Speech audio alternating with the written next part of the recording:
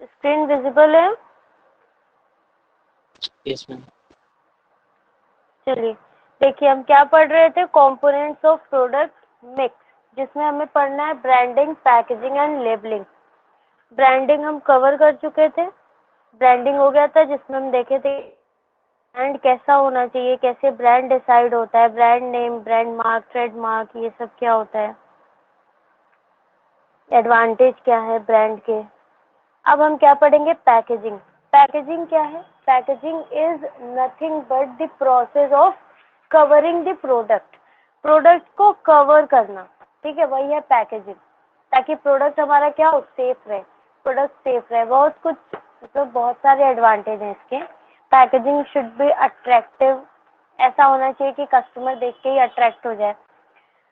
देखिए, the company always supply the product in packaged form. For example, Coke comes in bottle, Tide come in bag, biscuit come in wrapper, oil in jar, etc. Packaging is a basic activity of every company. It can be defined as a set of tasks or activities which are concerned with designing, production of an appropriate wrapper, container और bag for the product. Packaging के लिए भी बहुत सारे decision लेने पड़ते हैं, बहुत कुछ देखना होता है, क्योंकि ये फर्स्ट अट्रैक्शन होता है जो कस्टमर को अट्रैक्ट करता है प्रोडक्ट की तरफ। कुछ चीज़ें तो हम सिर्फ रैपर देखकर ही खरीद लेते हैं कि दिखने में अच्छा लग रहा है, ट्राई करते हैं। देखिए, इसमें लेवल में primary packaging, secondary and tertiary. Primary package का मतलब क्या है, वो पैकेज जिसके बाद ही आप प्रोडक्ट के कांटेक्ट में आ जाएंगे, इसे इमीडिएट पैकेज भी बोलते हैं। जैसे टूथपेस्ट है तो उसका जो ट्यूब है, ट्यूब के बाद आप ट्यूब अगर ट्यूब से निकालेंगे तो पेस्ट ही आएगा डायरेक्ट। चिप्स का पैकेट है, रैपर है, तो उस रैपर के बाद आप चिप्स के कांटेक्ट में आएंगे। तो प्राइमरी मतलब फर्स्ट, प्राइमरी मीन्स क्या, फर्स्ट पैकेज जो उस प्रोडक्ट को कवर कर रहा है, फर्स्ट पैकेज। और सेकेंडरी क्या, सेकेंड पैकेज जो उस प्रोडक्ट को कवर कर रहा है। एंड टर्शरी थर्ड पैकेज, ठीक है।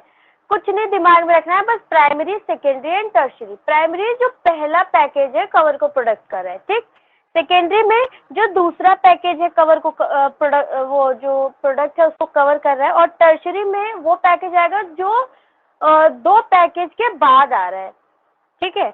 अब कुछ कुछ में क्या है कि आपको प्राइमरी सेकेंडरी, आपको प्राइमरी से फिर उसके बाद डायरेक्ट टर्शरी मिलेगा, सेकेंडरी रहेगा ही नहीं। तो एग्जाम में क्वेश्चन पे डिपेंड करेगा कि क्वेश्चन कैसा पूछ रहा है। आपको ये दिमाग में रखना है कि प्राइमरी, सेकेंडरी और टर्शरी होता क्या है। देखिए, प्राइमरी पैकेज क्या है, it refers to the immediate packaging of product. It remains with the product till it is used. जब तक आपके पास वो प्रोडक्ट रहेगा तब तक वो पैकेज आपके पास रहेगा। ऐसा तो नहीं है चिप्स लेकर आते हैं मार्केट से तो उसको पहले पूरा निकाल लेते हैं फिर खाते हैं, या कुछ चॉकलेट बिस्किट लेकर आए तो पूरा एक जगह निकाल लेंगे फिर खाएंगे, वो रैपर फेंक देंगे, नहीं, हम लोग साथ में ही खाते हैं। तो प्राइमरी पैकेजिंग पैकेज क्या है, जब तक प्रोडक्ट रहेगा तब तक आपके पास उस प्रोडक्ट का पैकेज रहेगा। अब सेकेंडरी पैकेज क्या है, दीज आर एडिशनल पैकेजिंग। ये क्या है, एडिशनल है, विच गिव्स मोर प्रोटेक्शन, जो ज्यादा प्रोटेक्शन देती है generally consumer, so that when they start using the product, generally हम लोग फेंक देते हैं उसको। जैसे cardboard box used to keep toothpaste, people throw box when they start use, ठीक है। सेकेंडरी पैकेज क्या है, जो प्राइमरी के बाद आता है, ठीक है, वो एक्स्ट्रा एडिशनल प्रोटेक्शन देता है हमारे प्रोडक्ट को। एंड टर्शरी में क्या आता है, transportation packaging. These are packagings used for storing or transporting the goods. This packaging gives protection to goods. For example, corrugated box used to shift ruffle lays, kurkures, ठीक है। जो ये box आता है, हम लोग क्या करते हैं, ये जो ट्रांसपोर्टेशन के लिए जाता है, दुकान दुकान सप्लाई करता है रिटेलर्स को, उसमें यूज होता है। तो प्राइमरी पैकेजिंग क्या है, जो इमीडिएट पैकेज है, ठीक है, उसके तुरंत बाद उस पैकेज के तुरंत बाद आप प्रोडक्ट के कांटेक्ट में आ जाएंगे, इमीडिएट पैकेजिंग। और वो तब तक रहेगा जब तक आपके पास प्रोडक्ट रहेगा। सेकेंडरी एडिशनल है, प्राइमरी के बाद additional packaging. And tertiary packaging mostly transportation के लिए यूज किया जाता है। एक बल्क में जब हमको प्रोडक्ट ले जाना है from one place to another, तो टर्शरी पैकेजिंग यूज की जाती है, इसे ट्रांसपोर्टेशन पैकेजिंग भी बोलते हैं। अब देखिए फंक्शन क्या है पैकेजिंग का। पैकेजिंग हम क्यों करते हैं, क्या जरूरत है पैकेजिंग करने का। ये क्या देती है, प्रोटेक्शन देती है प्रोडक्ट को, और आपको सैनिटेशन, गंदगी वगैरह होने से बचाएगी। जो प्रोडक्ट है वो साफ सुथरा रहेगा, बैक्टीरिया से दूर रहेगा। और अगर आपको कहीं मतलब ये सेल्फ सर्विस के लिए भी यूज किया जाता है। अब जैसे आप मॉल में गए, सब पैक्ड है प्रोडक्ट, तो आपको लेने में आसानी होगी, आपको किसी की जरूरत नहीं पड़ती है। वही पैक्ड नहीं होता तो आपको जरूरत पड़ती कि कोई आपको दे। ठीक है, चलिए आइए देखते हैं फंक्शन ऑफ पैकेजिंग या फीचर्स ऑफ पैकेजिंग। आखिर ये क्यों किया जाता है, प्रोटेक्शन के लिए किया जाता है। पैकेजिंग रहेगा, पैकेट रहेगा तो वो प्रोडक्ट को सेफ रखेगा। फिर उसके बाद क्या है, identification. With the help of packaging the product can be easily identified. ठीक है, पैकेजिंग से आप प्रोडक्ट को इजीली आइडेंटिफाई कर लेते हैं कि हाँ ये पैकेट है तो ये इस कंपनी का है। अब एक बार आप पैकेज देख लिए, एक बार आप यूज कर लिए तो आपके माइंड में बैठ जाता है कि ये तो इसी कंपनी का है, हमें ये चाहिए, ये वाला दे दो। ठीक है, आइडेंटिफिकेशन में भी हेल्प करता है। Convenience, the handling of product become more convenient with appropriate packing. अच्छे से पैक रहेगा तो आपको कन्वीनियंट रहेगा सामान लाने में, सप्लाई करने में। ठीक है, वो टूटने फूटने का डर नहीं रहेगा, जो भी उसके ग्लास के सामान होते हैं।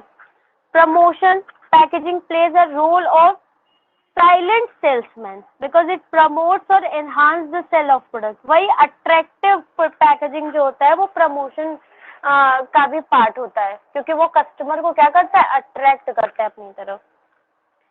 Rising standard of health and sanitation, packaging रहेगा वही साफ सुथरा रहेगा। ठीक है, उसमें कोई मिलावट नहीं कर पाएगा, एडल्ट्रेशन से दूर रहेगा, बैक्टीरिया से दूर रहेगा।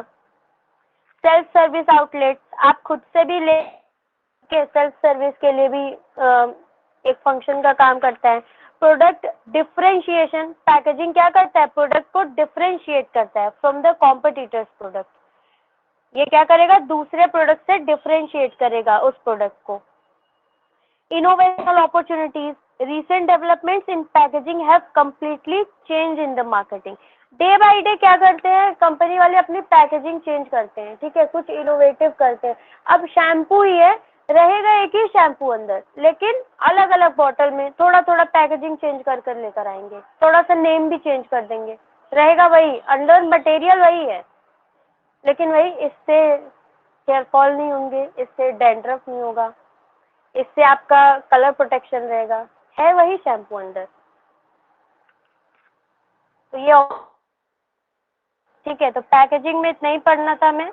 अब उसके बाद है लेबलिंग, ब्रांडिंग पढ़ लिए। ठीक है, brand name, branding, assigning the unique name.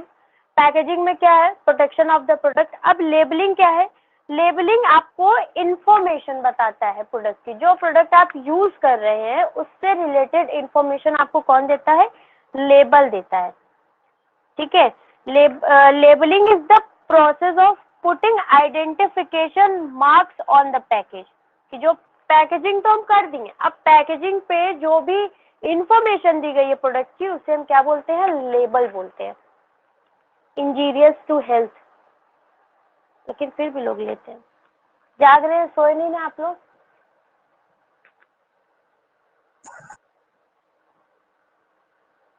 अरे बताइए, सो गए क्या? नहीं मैम, जग रहे हैं। हाँ ठीक है, जागते रहिएगा। देखिए, labelling means putting identification marks on the package. Label is the carrier of information, क्योंकि ये क्या देता है, हमें इंफॉर्मेशन देता है प्रोडक्ट से related. It provides information like name of product, name of manufacturer, content of product, expiry and manufacturing date. जो भी इंपॉर्टेंट इंफॉर्मेशन है वो हमें प्रोडक्ट से रिलेटेड देता है। Label are attached on the product to provide some information to the consumer. Product labels can be in simple tag form as the case of local product like rice, pulse। ठीक है, छोटा सा label होता है उसमें। Elaborate label में क्या रहता है, as used by reputed company. These are very attractive and give complete information about product to the customer. दो तरह के टैग्स यूज होते हैं, लेबल यूज होते हैं, एक तो सिंपल लेबल और एक एलोबोरेटेड, जो एलोबोरेट करेगा, बहुत सारी इंफॉर्मेशन आपको दे रहा है, ठीक है। और सिंपल टैग में आपको ज्यादा इंफॉर्मेशन नहीं देगा। राइस पल्स में आपको क्या इंफॉर्मेशन, क्या ही देंगे वो, एक्सपायरी डेट दे देंगे और क्या देंगे, प्राइस दे देंगे उसका, और ये थोड़ी बताएंगे कि कैसे बना है, क्या क्या मिला है, कौन कौन से हम पेस्टिसाइड्स यूज किए हैं, क्या क्या इसमें मिलाए हैं, ये सब बताएंगे।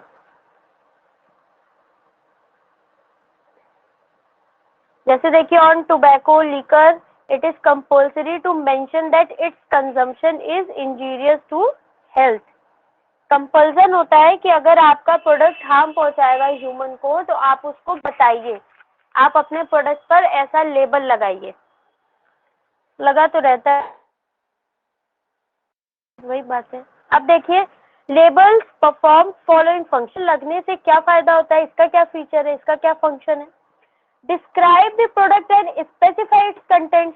जाहिर सी बात है, लेबल लगा है तो वो क्या कर रहा है, प्रोडक्ट को स्पेसिफाई कर रहा है, कंटेंट को स्पेसिफाई कर रहा है, प्रोडक्ट को डिस्क्राइब कर रहा है, उससे रिलेटेड इन्फॉर्मेशन दे रहा है।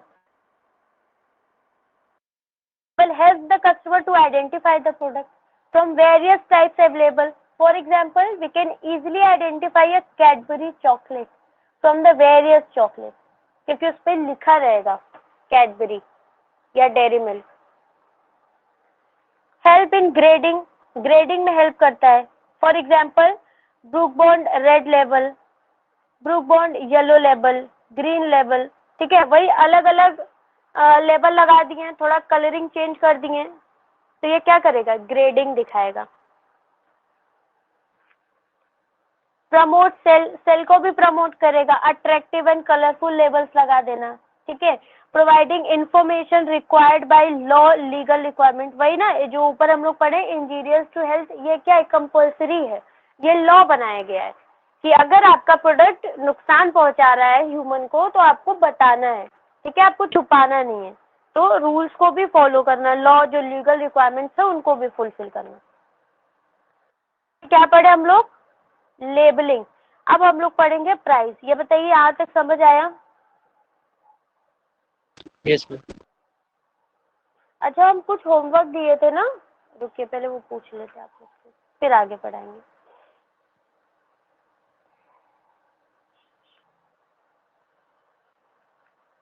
टेस्ट आप सभी दे चुके हैं जितने अभी क्लास में हैं?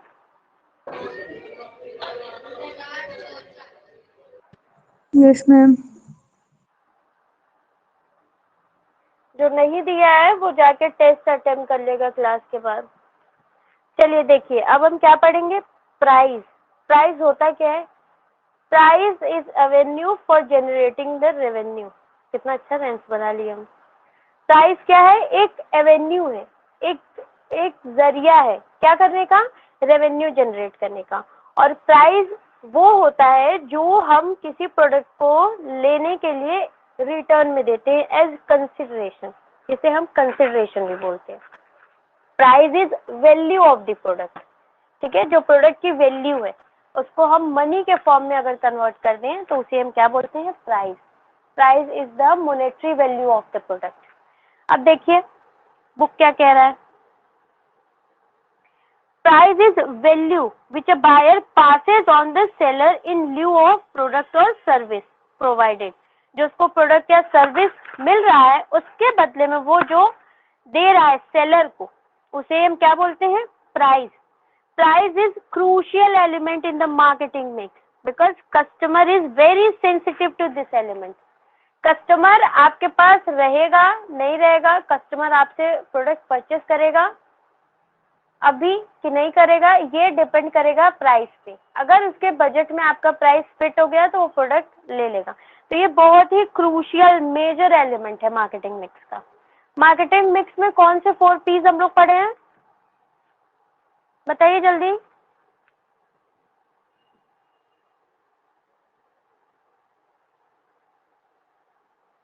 अरे बताइए, ये आपको टिप्स पे होना चाहिए। मैम प्रोडक्ट, प्राइस, प्लेस और प्रमोशन। हाँ, और हम ये भी पूछे थे, ये गूगल करिएगा कि ये जो 4 P's है वो किसने दिया है, प्रोडक्ट, प्राइस, प्लेस, प्रमोशन दिया किसने। इसमें 3 P और ऐड हो गए हैं, अब कुल 7 P's है। आप लोग थोड़ा सर्च करिए, गूगल पे सर्च करिएगा 4 P's किसने दिया है। चलिए मैम देखिए, William J Stanton. William J Stanton. Yes ma'am.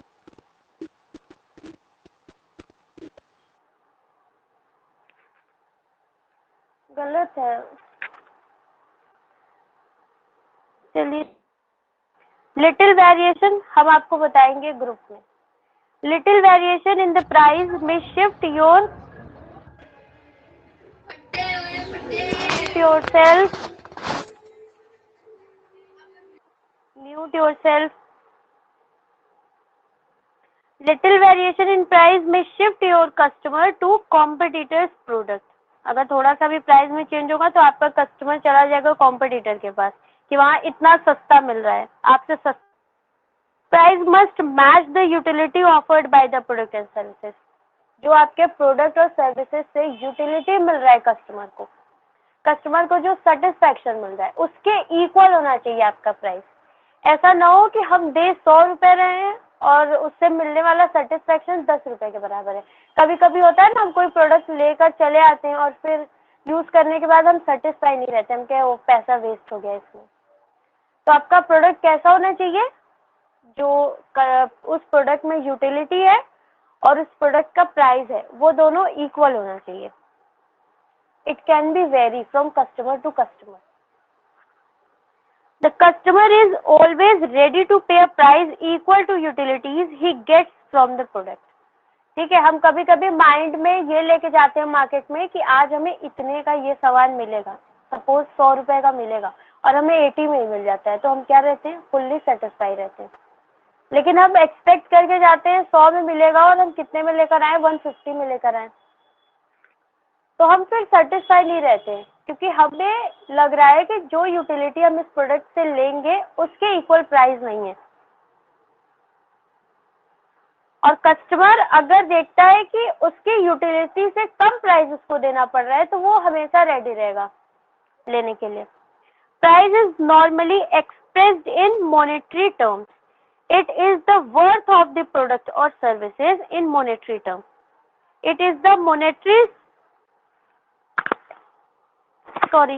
the monetary sacrifice which a buyer makes when he buys something. ये monetary sacrifice है बायर का। Price may be called by different name.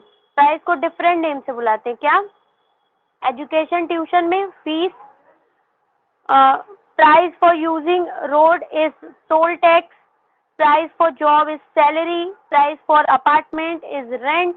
हर जगह price का अलग अलग name है। Service के लिए, प्रोडक्ट के लिए तो हम प्राइस ही बोलते हैं, एमआरपी बोलते हैं। सर्विस के लिए हर जगह अलग अलग है। अब देखिए प्राइस मिक्स क्या है, किसी चीज के साथ मिक्स ऐड हो गया मतलब उसमें बहुत कुछ ऐड हो गया। जैसे प्रोडक्ट मिक्स था तो प्रोडक्ट मिक्स में वो सभी डिसीजंस आएंगी जो प्रोडक्ट से रिलेटेड होंगी, तो वैसे ही प्राइस मिक्स में वो सभी डिसीजन आएंगे जो प्राइस से रिलेटेड होंगी। देखिए, refers to the important decisions related to the fixing of price of a commodity. Price fix करने से रिलेटेड जितने भी इंपॉर्टेंट डिसीजन है सब प्राइस मिक्स में आएंगे। प्राइस मिक्स मतलब क्या, कॉम्बिनेशन। ठीक है, these decisions can be related to price of the competitors. ये कॉम्पिटिटर के प्राइस से रिलेटेड होंगे, आपके प्रोडक्ट से डिमांड से भी रिलेटेड होंगे, कॉस्ट से भी रिलेटेड होंगे, मतलब जिन जिन चीजों को आप कंसीडर करते हैं प्राइस डिसाइड करने में। अब देखिए कौन कौन से फैक्टर ऐसे हैं जो कंपनी अपने माइंड में रखती है प्राइस डिसाइड करने से पहले। Pricing objective, what is the objective of the firm is very important factor which help in deciding the price.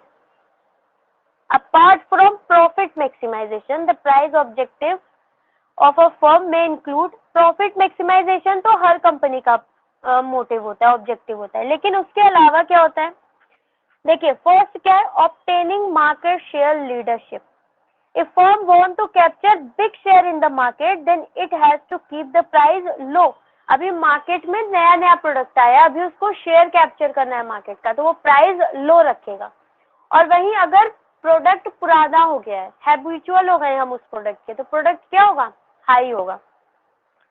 B क्या है, सर्वाइविंग इन कॉम्पिटिटिव मार्केट। अब कॉम्पिटिटिव मार्केट में हमें सर्वाइव करना है तो हम क्या करेंगे, डिस्काउंट्स देंगे, ठीक है, ताकि हमारा पोजीशन बना रहे। कंपटीशन बहुत ज्यादा है तो कंपनी का फोकस किस पे होगा, अपने पोजीशन पे होगा, कि हम जिस पोजीशन पे एटलीस्ट वहां तो बने रहे, उससे नीचे न जाए।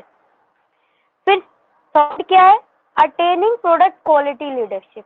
In this case, generally high prices are charged to cover the cost and high cost of research and development.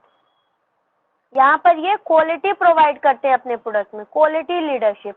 ये प्राइस क्या करते हैं, हाई रखते हैं। ये अपना रिसर्च एंड डेवलपमेंट का कॉस्ट भी निकालेंगे और प्रोडक्ट का कॉस्ट,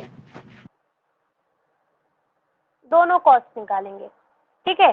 तो प्राइस की ऑब्जेक्टिव क्या क्या होंगे, एक तो प्रॉफिट मैक्सिमाइजेशन हो गया, दूसरा क्या होगा, अगर वो मार्केट शेयर कैप्चर करना चाह रहा है तो लो प्राइस रखेगा, ठीक है। और अगर मार्केट शेयर उसका कैप्चर हो गया है, ठीक है, अब वो एज अ मोनोपोली मार्केट में दिख रहा है, जैसे इस समय जियो है, ठीक है, तो वो हाई प्राइस रखेगा। Day by day price increase है तो इंक्रीज ही होता जा रहा है, लेकिन हमें जरूरत है तो हम तो यूज करेंगे, क्या कर सकते हैं, मजबूरी है। और अगर कॉम्पिटिटिव मार्केट में सरवाइव करना है तो वो क्या करेंगे, कंपनी डिस्काउंट देंगे, ठीक है, लो प्राइस पे सेल करेंगे, डिस्काउंट देकर अट्रैक्ट करेंगे कस्टमर को। अटेनिंग प्रोडक्ट क्वालिटी लीडरशिप, इसमें क्या करेंगे, कंपनी हाई प्राइस रखेंगे, क्यों, क्योंकि वो जो क्वालिटी दे रहे हैं प्रोडक्ट में उसका कॉस्ट निकालेंगे, ठीक है। वही प्रोडक्ट वाला कॉन्सेप्ट कि अगर क्वालिटी हमारी हाई है तो हम प्राइस हाई, क्वालिटी हमारे प्रोडक्ट में तो हम हाई प्राइस पर भी सेल करेंगे तो कस्टमर लेगा। जाहिर सी बात है, जब हम प्राइस डिसाइड करेंगे तो अपने कॉस्ट को तो कंसीडर करेंगे ही ना। कॉस्ट क्या होता है, आपका मिनिमम प्राइस होता है कि कम से कम इतना प्राइस तो रहेगा ही प्रोडक्ट का, और मैक्सिमम डिपेंड करता है मार्केट में क्या डिमांड चल रही है, कितना मार्जिन हमको रखना है मीडिएटर्स का, ये सब भी डिपेंड करता है। थर्ड क्या है, extent of competition in the market. अगर मार्केट में कंपटीशन है तो कंपनी क्या करेगी, जो मार्केट में प्राइस चल रहा है उसी प्राइस पे सेल करेगी, ठीक है, गोइंग प्राइस भी इसको बोलते हैं। देखिए, the third important factor which is kept in mind while setting up the price is the level of competition firm has to face.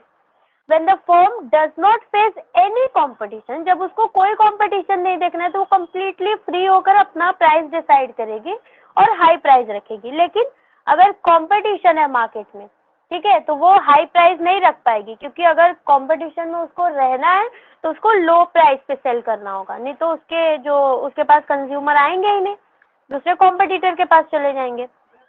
Fourth देखिए क्या है, कंज्यूमर्स डिमांड एंड यूटिलिटी, इस पे भी डिपेंड करती है प्राइस। अगर डिमांड हाई है तो प्राइस भी हाई रहेगी, जैसे इस समय नींबू देख रहे हैं आप लोग, और अगर डिमांड कम है तो प्राइस भी कम रहेगी, ठीक। अब फिफ्थ क्या है, गवर्नमेंट एंड लीगल रेगुलेशंस को भी ध्यान में रखना, ठीक है, बहुत ज्यादा प्राइस ना रख देना, कस्टमर को एक्सप्लॉइट नहीं करना है, ठीक है, अनफेयर प्राइस नहीं होना चाहिए, तो ये सब लीगल रेगुलेशंस को भी ध्यान में रखकर प्राइस डिसाइड करना है। मार्केटिंग मेथड्स यूज्ड, सिक्स क्या है, marketing methods used, the price of product also gets affected by various techniques of methods of marketing used to promote the product. If company is using intensive advertising to promote the sale of product, then it will charge high price. Other marketing method which affect the price of product are type of packaging, distribution system, salesman. ये सब marketing method भी affect करते हैं product को।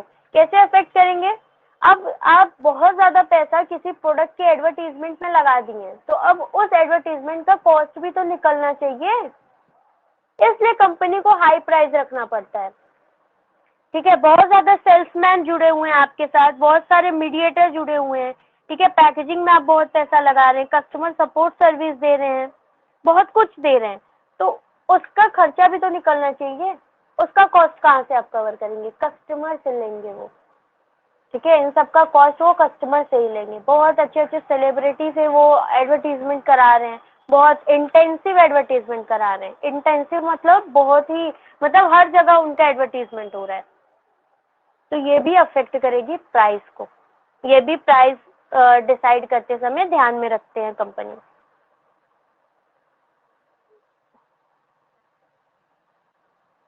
अब है physical distribution. Price clear हुआ? Yes, ma'am. देखिए मार्केटिंग ना लाइफ रिलेटेबल सब्जेक्ट है। आप इसको लाइफ से रिलेट करके पढ़ेंगे ना तो बहुत अच्छा लगेगा। बस थोड़ा सा दिमाग लगाने का जरूरत होता है मार्केटिंग के क्वेश्चन को सॉल्व करने में, बस थोड़ा सा। बाकी सारे क्वेश्चन आप लगा ले जाएंगे। ऑप्शन को देखा करिए कौन सा बेस्ट ऑप्शन है, best of the best option हमको चूज करना है। सभी ऑप्शन लगभग सही ही होते हैं, लेकिन उन सब में से बेस्ट कौन होगा हमें ये चूज करना होता है। अगर वो सेम नहीं देंगे ऑप्शन तो आप कंफ्यूज कैसे होंगे? और आपको कंफ्यूज करना है, उनका मेन मोटिव है, तो कंफ्यूज नहीं होना है। देखिए अब हम क्या पढ़ेंगे? Place and physical distribution. Physical distribution मतलब क्या? प्रोडक्ट को मैन्युफैक्चर से एंड कंज्यूमर तक पहुंचाना, यही है प्रोडक्ट फिजिकल डिस्ट्रीब्यूशन। अब आप बोलेंगे मैम सेलिंग क्या है? तो सेल में भी तो हम करते हैं, मैन्युफैक्चर से कंज्यूमर तक जाता है गुड्स। नहीं, सेलिंग अलग है, फिजिकल डिस्ट्रीब्यूशन अलग है। कैसे अलग है? देखिए मैन्युफैक्चर से जो आपका मीडिएटर है वो परचेज करेगा ना, तो ये भी सेलिंग हुआ। अब ये जो आपका होलसेलर है उससे कौन खरीदेगा? रिटेलर खरीदेगा, तो यहाँ भी सेलिंग हो रही है। फिर आपके जो रिटेलर्स है उनसे हम जैसे एंड कंज्यूमर खरीदेंगे, तो ये क्या है? ये भी सेलिंग हो रही है। लेकिन फिजिकल डिस्ट्रीब्यूशन क्या है? मैन्युफैक्चर से एंड कंज्यूमर तक, इनके बीच में ये जो कड़ी है ये पूरा फिजिकल डिस्ट्रीब्यूशन है। Physical distribution is nothing but transferring the product from manufacture to end consumer, ठीक है। यही है फिजिकल डिस्ट्रीब्यूशन। मैंने फिजिकली प्रोडक्ट को डिस्ट्रीब्यूट करना एंड कंज्यूमर्स में from the manufacture. But selling का मतलब ये नहीं है। सेलिंग मतलब क्या? The transfer of ownership from one person to another. Ownership का ट्रांसफर हो रहा है मतलब वो सेलिंग है। लेकिन फिजिकल डिस्ट्रीब्यूशन में हम क्या करते हैं? प्रोडक्ट ट्रांसफर करते हैं from manufacture to end consumer.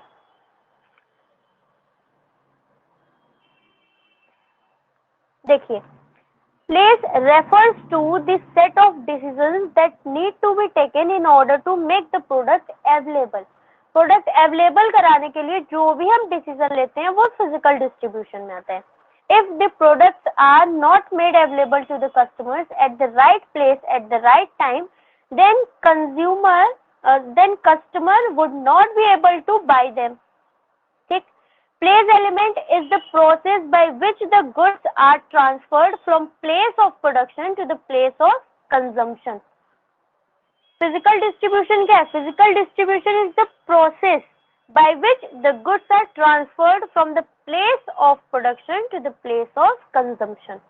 ये है physical distribution, physically product को distribute कर देना। अब प्लेस मिक्स क्या है? जैसे हम प्रोडक्ट मिक्स पढ़े, मार्केटिंग मिक्स पढ़े, प्राइस मिक्स पढ़े, अब हम क्या पढ़ेंगे? Place mix. प्लेस मिक्स में क्या आएगा? Place mix is nothing but the combination of all decision related to physical distribution और रिलेटेड टू प्लेस। यहाँ प्लेस का मतलब किसी जगह से नहीं है, यहाँ प्लेस का मतलब है कि प्रोडक्ट को अवेलेबल कराना at the right time at the right place, जहाँ पर कंज्यूमर को चाहिए वहां पर प्रोडक्ट को अवेलेबल कराना। Place mix refers to the important decisions related to physical distribution of goods and services. These decisions are deciding the channel of distribution।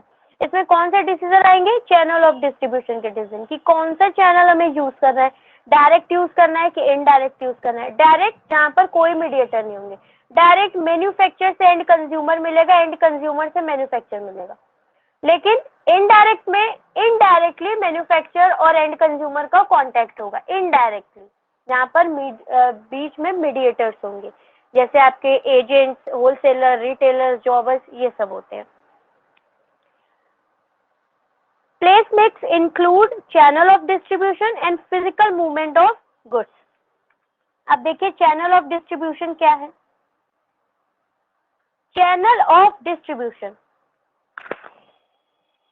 Distribution का channel जिसके थ्रू हम डिस्ट्रीब्यूशन करेंगे उसे हम क्या बोलते हैं, channel of distribution. Distribution makes shopping easy for the consumer and distribution simple of manufacture। देखिए यहाँ देखिए,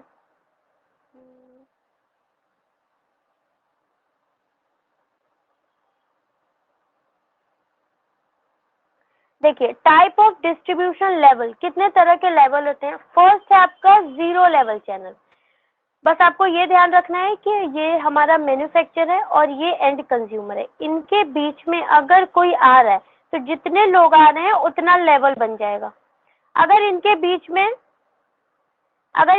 में कोई नहीं है, अगर इनके बीच में कोई नहीं है तो वो क्या है, जीरो लेवल है। ठीक, अगर इनके बीच में एक मीडिएटर आ गया तो ये 1 लेवल हो जाएगा। अगर इनके बीच में 2 मीडिएटर आ गए तो ये आपका 2 लेवल बन जाएगा। अगर 3 मीडिएटर आ गए तो 3 लेवल बन जाएगा। बस आपको ये देखना है कि इनके बीच में मीडिएटर्स कितने हैं। देखिए जीरो लेवल चैनल को हम डायरेक्ट चैनल ही बोलते हैं। डायरेक्टली जब कंज्यूमर मैन्युफैक्चरर सेलिंग परचेजिंग करता है, it is the case when the firms sell their product directly to the customers without adopting any intermediary। any intermediary है यहाँ पर मैन्युफैक्चरर और कंज्यूमर के बीच में, तो उसे हम क्या बोलेंगे, जीरो लेवल चैनल या डायरेक्ट चैनल। जैसे देखिए बाटा है, बाटा का शोरूम है, फोर्ब्स, ये जो आपका क्वेश्चन था उसमें एक फ्रेंचाइजी आप देखे होंगे। फ्रेंचाइजी पता है क्या होता है, जैसे मैकडोनल्ड है, मैकडोनल्ड यहाँ पर है, क्या इसका कंपनी यहाँ पर है, नहीं, तो यहाँ पर इसकी शॉप कैसी खुली हुई है।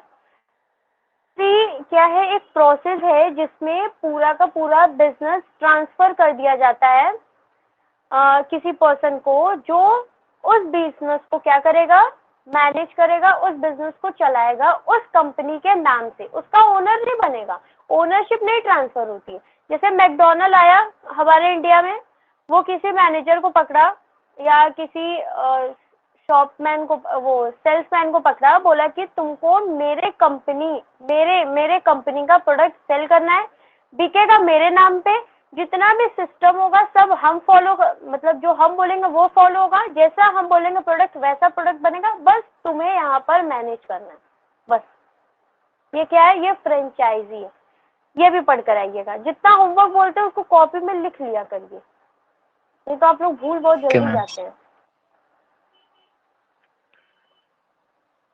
ये था डायरेक्ट चैनल। अब इनडायरेक्ट चैनल क्या है, इनडायरेक्ट 1 लेवल, ये देखिए मैन्युफैक्चरर, कंज्यूमर, रिटेलर आ गया, तो वहाँ 2 लेवल होलसेलर, रिटेलर आ गया।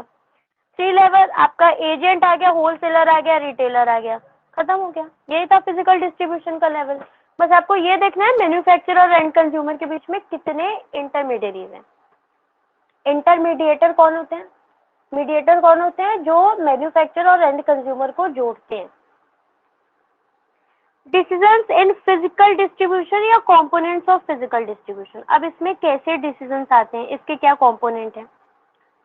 4 major activity involve in physical distribution. 4 major activities involve होती हैं फिजिकल डिस्ट्रीब्यूशन। सबसे पहले ऑर्डर प्रोसेसिंग। क्या है order processing? Order processing means the time and steps involve between the taking order from the customer and delivery of the product as per order. जैसे हम order देते हैं तो उस ऑर्डर को प्लेस होने में टाइम लगता है, फिर प्लेस होने के बाद डिलीवर होने में टाइम लगता है। तो इन सब का, इन मतलब प्रोडक्ट ऑर्डर करने से लेकर हमारे पास डिलीवर होने तक का जो बीच का ये सब स्टेप है, प्रोसेस है, इसे हम क्या बोलते हैं, ऑर्डर प्रोसेसिंग। ठीक, अब देखिए फिर उसके बाद नेक्स्ट क्या है, ट्रांसपोर्टेशन। ट्रांसपोर्टेशन भी आता है फिजिकल डिस्ट्रीब्यूशन में। आखिर हम कैसे गुड्स पहुंचाएंगे मैन्युफैक्चरर से कंज्यूमर तक, ट्रांसपोर्टेशन के थ्रू ही पहुंचाएंगे। अब कंपनी डिसाइड करेगी कि उसको कौन सा transportation means of transport use करना है, कैसे वो मतलब कौन सा वो अफोर्ड कर सकती है अपने प्रोडक्ट के लिए, कौन सा सूटेबल होगा उसके प्रोडक्ट के लिए। वेयर हाउसिंग भी चाहिए होगा, हमको फिजिकल डिस्ट्रीब्यूशन करना है तो अब जहाँ जहाँ में कभी कभी इंटरनेशनल भी होता है, इंटरनेशनल बिजनेसेस में वो क्या करेंगे, माल मंगाएंगे जब दूसरे देश से बाहर की कंट्री से, तो अपने कंट्री में लाएंगे तो पहले वो स्टोर करेंगे ना, उनको स्टोरेज का भी तो देखना है, तभी तो वो एंड कंज्यूमर तक सेलिंग करेंगे। क्या लाते ही तुरंत सेल कर देंगे? हो सकता है पहले से डील कर ले, या अगर डील नहीं किए हैं तो उनको सेल करने के लिए गोडाउन चाहिए, वेयर हाउस चाहिए जहाँ पर वो उसको स्टोर कर रखेंगे।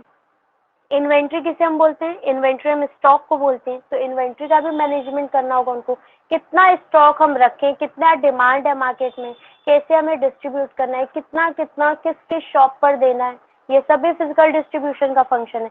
तो मेनली चार क्या, सबसे पहले तो ऑर्डर प्रोसेसिंग, सबसे पहला मेन ऑर्डर प्रोसेसिंग, फिर उसके बाद ट्रांसपोर्टेशन कि कैसे हम कौन से मीन्स ऑफ ट्रांसपोर्ट से हम ट्रांसपोर्ट फिजिकल डिस्ट्रीब्यूशन करेंगे, वेयर हाउसिंग कैसे हम प्रोडक्ट लेकर आएंगे उसको अपने यहाँ स्टोर करेंगे, ऐसा नहीं है कि लाते ही हम इमीडिएटली सोल्ड कर देंगे। इन्वेंट्री अपने स्टॉक का मैनेजमेंट करना, ठीक है, ये भी फिजिकल डिस्ट्रीब्यूशन का फंक्शन है।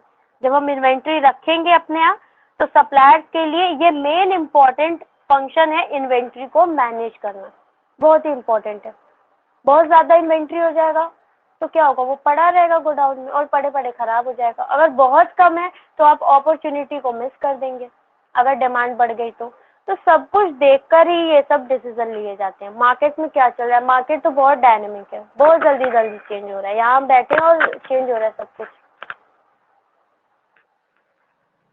Factors which help in determining level of inventory. अब देखिए कौन कौन से फैक्टर है वो हेल्प करते हैं कि हमको कौन सा लेवल ऑफ इन्वेंट्री यूज करना है। कभी कभी क्या होता है कि प्रोडक्ट बहुत ही कॉस्टली होता है, ठीक है, बहुत महंगा प्रोडक्ट है, तो मीडिएटर कंपनी वाले नहीं यूज करते, वो सोचते हैं कि मैन्युफैक्चरर से डायरेक्ट एंड कंज्यूमर तक ही पहुंचे।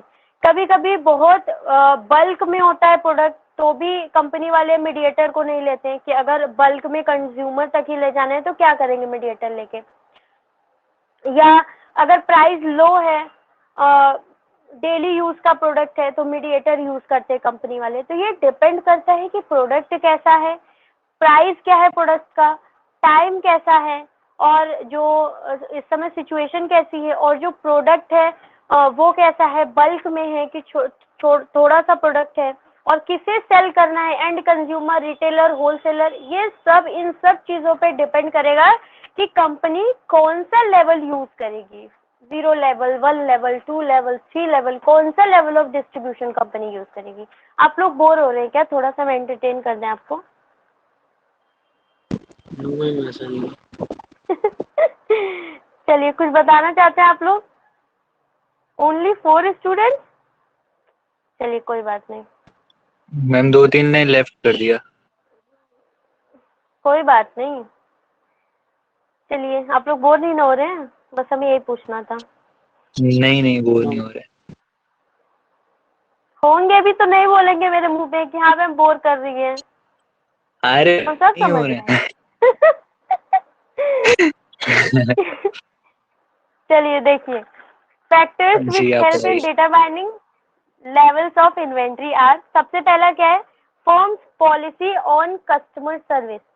If the firm has policy of offering high level customer service, then they keep large stock so that there is no delay in the supply of goods. अगर company high level of customer service को use कर रही है, मतलब कि company के जो customer हैं वो बहुत ज्यादा हैं, ठीक है, तो कंपनी को अपने यहाँ स्टॉक भी ज्यादा रखना होगा। Yes ma'am.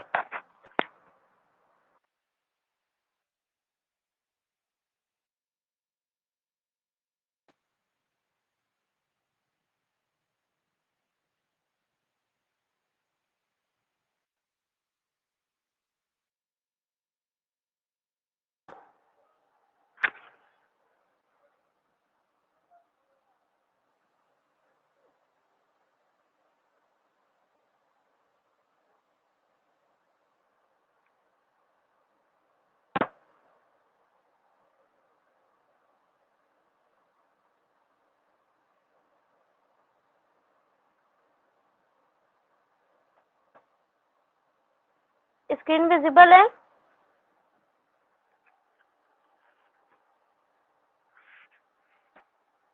Hello,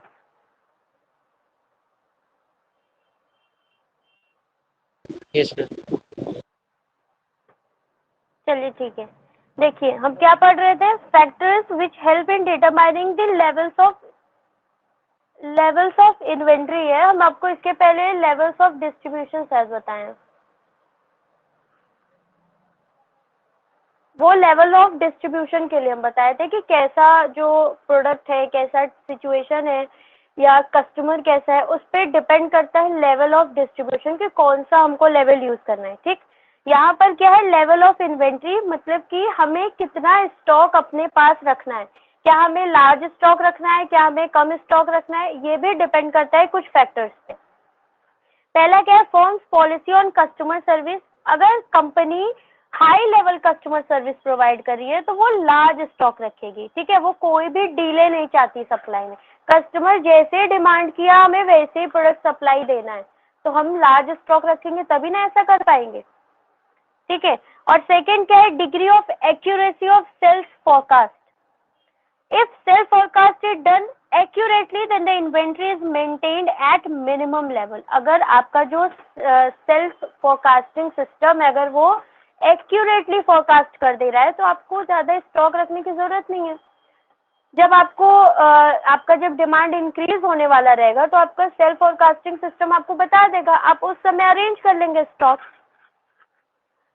responsiveness of distribution system. If to meet additional demand, producer requires more time, then high level of inventory is maintained. But if additional demand can be met in the less time, then need for inventory will also be low.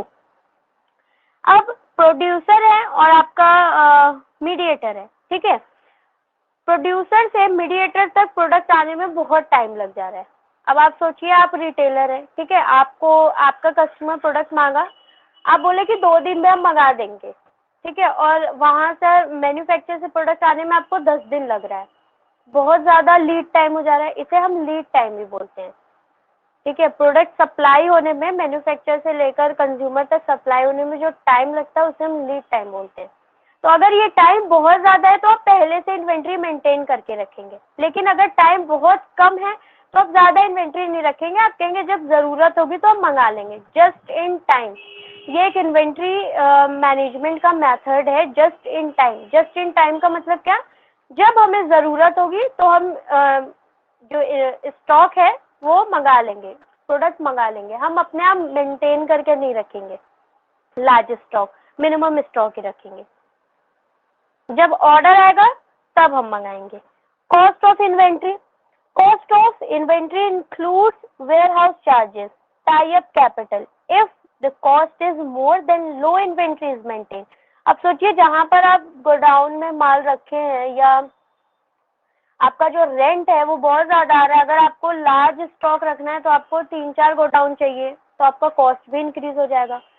तो ये cost भी matter करता है ये देखने में कि हमें इन्वेंट्री कितना रखना है। अगर कॉस्ट लो है तो आप इन्वेंट्री रख लेंगे, आप बोलेंगे चलो कोई दिक्कत नहीं है, कॉस्ट तो उतना ही है ना। लेकिन अगर कॉस्ट बहुत ज़्यादा है तो आप ज़्यादा इन्वेंट्री मेंटेन करके नहीं रखेंगे। डिसीजंस इन फिजिकल डिस्ट्रीब्यूशन हम क्या पढ़ें, order processing, transportation, warehousing, inventory. अब इसके बाद क्या है, प्रमोशन। ये थोड़ा सा बड़ा है तो ये हम कल पढ़ाएंगे, ज़्यादा नहीं है, कल ख़त्म हो जाएगा और इसका टेस्ट हम अपलोड कर देंगे, तो आप लोग टेस्ट दे दीजिएगा। टेस्ट की प्रैक्टिस करते रहिए, टफ नहीं है एग्ज़ाम, आप पढ़ेंगे तब, नहीं पढ़ेंगे तो टफ है। चलिए बताइए, यहाँ तक समझ में आया? Yes, ma'am.